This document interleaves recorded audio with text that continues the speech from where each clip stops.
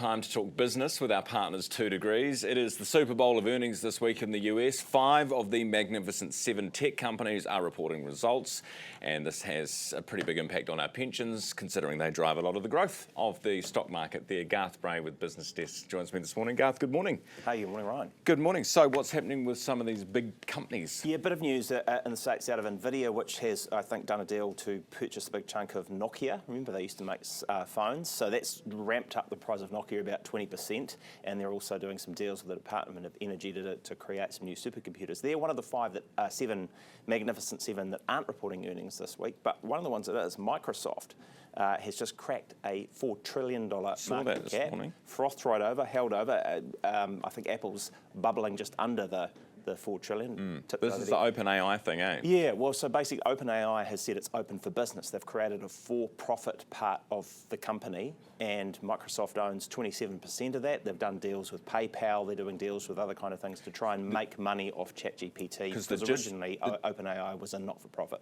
Yeah, and this means that OpenAI could list on the stock exchange? Well, hard to say whether we're at that point, but they're definitely looking at how they make money, and they're looking at, and that's what a lot of these AI companies are doing, obviously, to try and sort of sustain the massive amount of capital that they're putting in there. But it's basically anything to do with them is going off like gangbusters at the moment.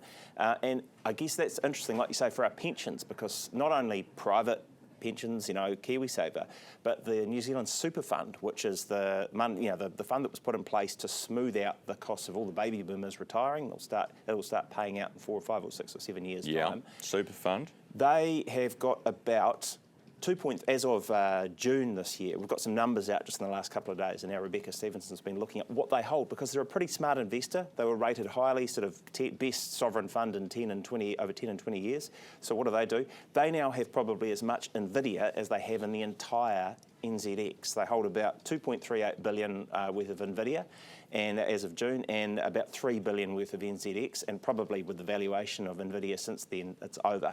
So they're pretty high on that.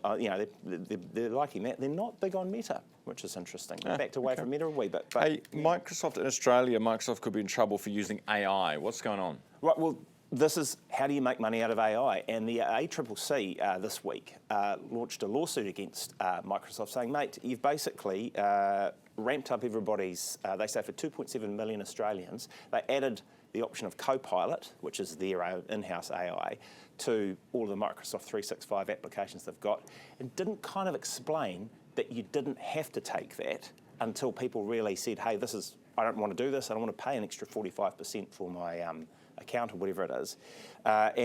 Basically that led to people being forced to pay that unless they talked, no, there is an option where you don't have AI, like a vanilla version, and that's cheaper.